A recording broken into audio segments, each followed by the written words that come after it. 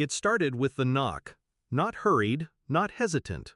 3 short raps, like punctuation. I already knew. The kind of knowing that comes from rot you can't see, but smell in the walls. I watched the door, waited, let silence stretch its legs before answering. And there he stood, my brother, Liam. Hair gelled, shirt tucked, a smugness in his posture I hadn't seen since he stole my scholarship recommendation out of Mom's drawer senior year. But he wasn't alone. Erica, his ex-wife. I recognized the shade of her lipstick, same one she wore when I found her bra in the back seat of Liam's car 2 Thanksgivings ago. "Hey there, big shot," Liam grinned, stepping over the threshold like he'd done it 100 times. "Thought we'd come by early, give you a heads up." He tossed a manila envelope onto the table like it was a bone he'd already chewed clean. "Had the title signed over last week," he said, eyes gleaming. "You're out by Friday." Erica smiled too. Less lips, more teeth. I didn't speak for a full 5 seconds. Then I smiled back. That smile cost me everything I used to feel about family. I sat at the edge of my grandfather's recliner after they left. The envelope still sat where it landed, unopened, unbothered. I didn't need to read it to understand what had happened. Not in detail. Details would come later. I knew how Liam worked. Charm them, corner them, make them believe it's their idea. Grandma had been slipping at the end.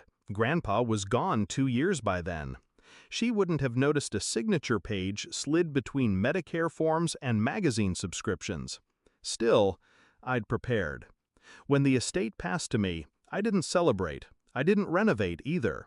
I moved it into a trust, quietly. No announcement, no social media posts. Just a silent transaction and a locked drawer with paperwork only I had the key for. Just in case. Still, this felt different. This wasn't just greed. Bringing her, Erica, was personal. She hadn't stepped foot in this house since the divorce. Now she strutted through the living room like she'd already picked out new curtains.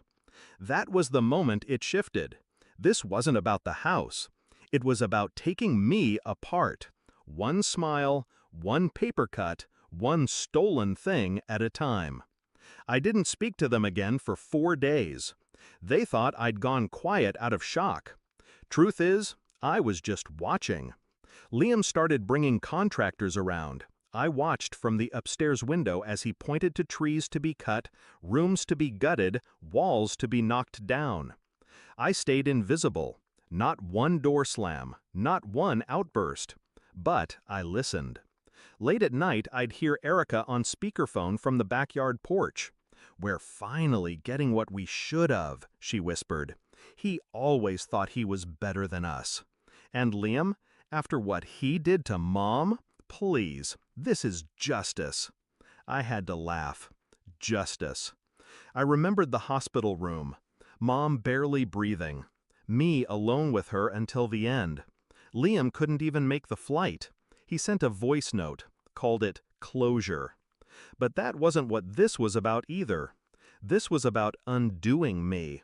And I had let them think it was working. Friday morning arrived. Liam and Erica pulled up in a rented truck. He had a clipboard. She had sunglasses. I opened the front door before they knocked this time. "You packed yet?" he asked, the keys to my house swinging around his index finger. "I was going to give you the benefit of the doubt," I said, voice low. But then I checked the county records. Forged signature, falsified notary. You really thought no one would check? Liam blinked. Erica frowned. I handed him a folder.